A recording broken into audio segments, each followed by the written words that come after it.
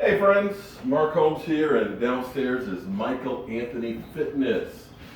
And as always, thank you guys for watching, commenting, and subscribing to the Joe Boo Sports Report. Because without you guys, this just doesn't work.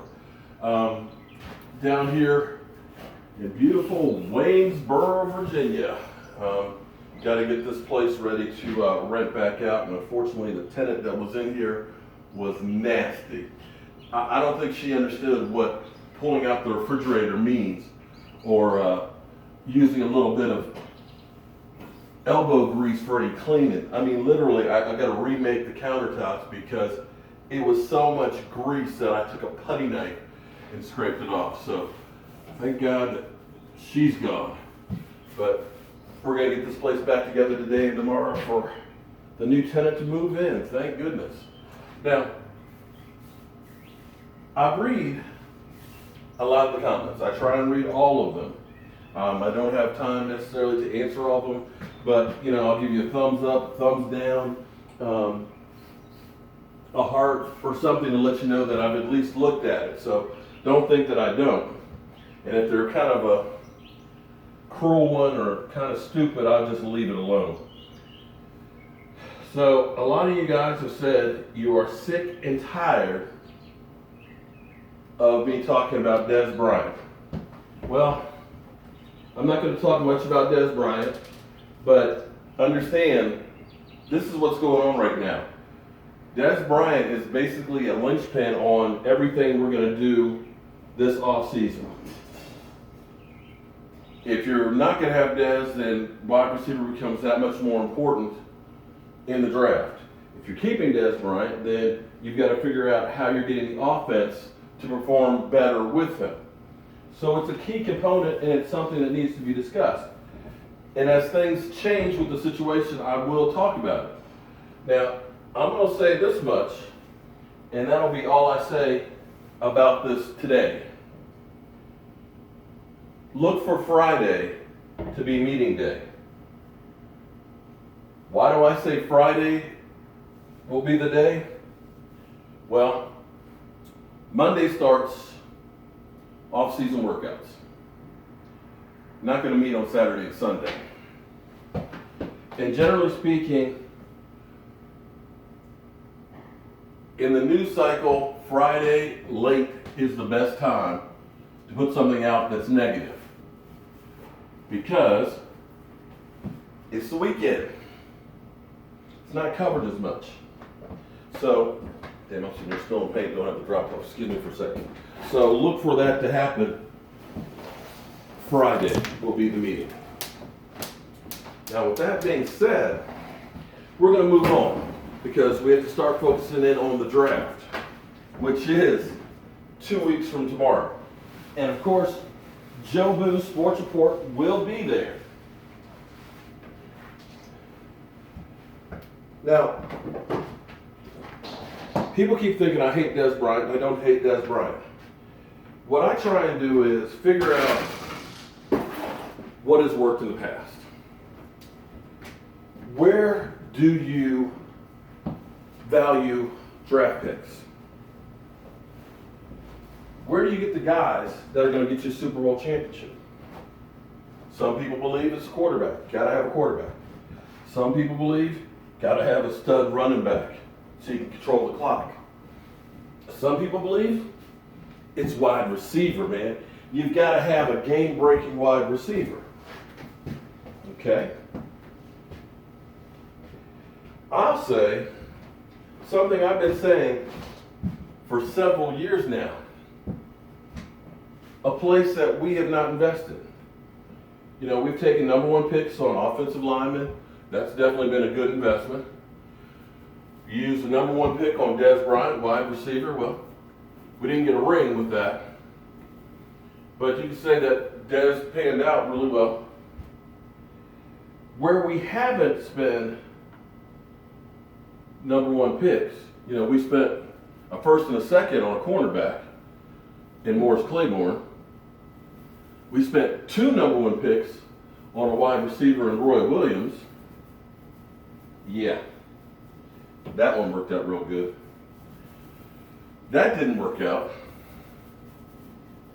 So the question is, where should the Cowboys look at using those draft picks? I've been screaming, and I know I'm just Joe the fan, guy with a voodoo doll and a day job. I say it's the defensive line. I've been saying this for years. To me, I don't care how good your cornerback is. If he's got to hold up for 7, 8 seconds, you can put Deion Sanders back there, and you're not going to win a Super Bowl that way. You have got to get pressure on the quarterback. And a good pass rush makes everybody else that much better. Think about this. We got great ends. Guys that can rush the passer. Problem is, we're soft in the middle. I've been saying it. You guys who watch me know I've been saying this. Soft in the middle. If we can get a push in the middle and you get a David Irving and a DeMarcus Lawrence on the outside, you're getting sacks. You're going to start making the quarterback nervous. You're going to make the quarterback start making mistakes and getting turnovers. If you got that big guy in the middle, you've got your linebackers clean. He's getting double teamed. That means it's one less man that's going free to the linebackers. They're going to be able to scrape and make better plays. You get that guy in the middle, all of a sudden your cornerbacks only have to hold up for 2-3 seconds. It's going to make them better because they're not having to cover longer.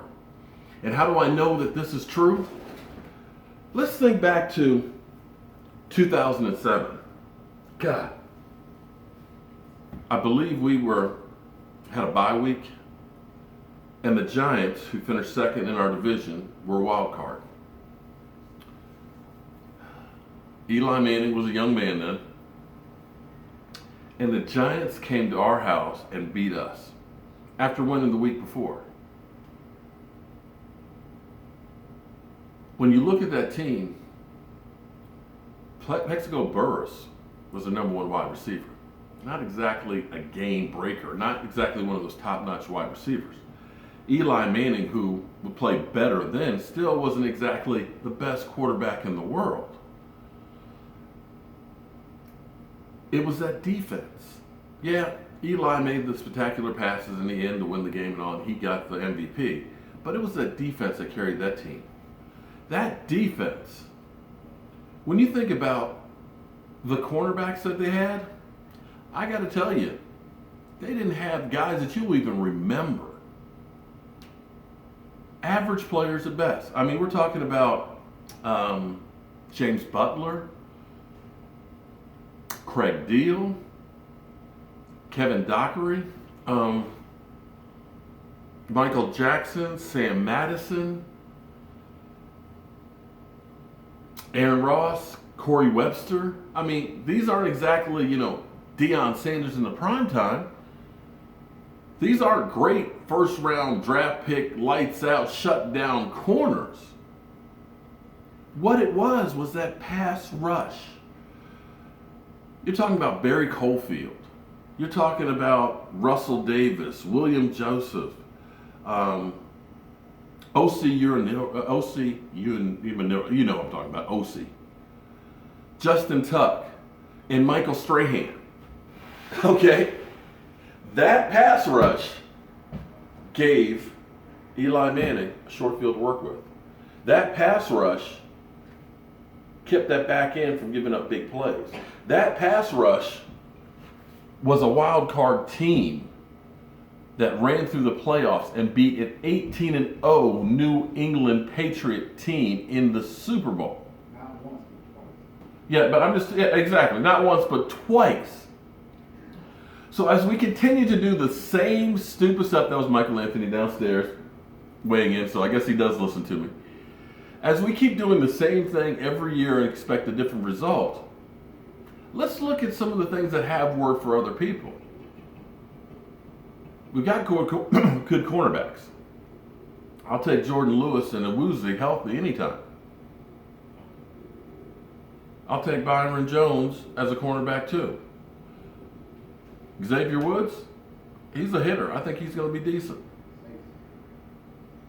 But if you put a pass rush with those guys, you'll take average cornerbacks and elevate them.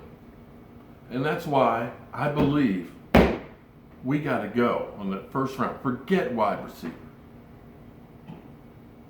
New England doesn't have a lights out wide receiver. They got a stud tight end who doesn't actually play the whole season. Wide receivers, it's cool. It's cool seeing Dez Bryant run deep downfield and everything else and throw up the X on the big passes. But it's the defense, I'm telling you, that wins championships. And it's the thing we have neglected since the 90s. Defense, defense, defense. I will shout it from the highest mountain. At least I'll go up to Afton Mountain over here and I'll shout it defense this afternoon. But I'm telling you, it's not wide receiver. It may be offensive line, but it's definitely defensive line. I got some more painting to do. I got some countertops to make. Got to get this place ready for a woman to move in. But I'll see you guys later. Hope you're having a great day.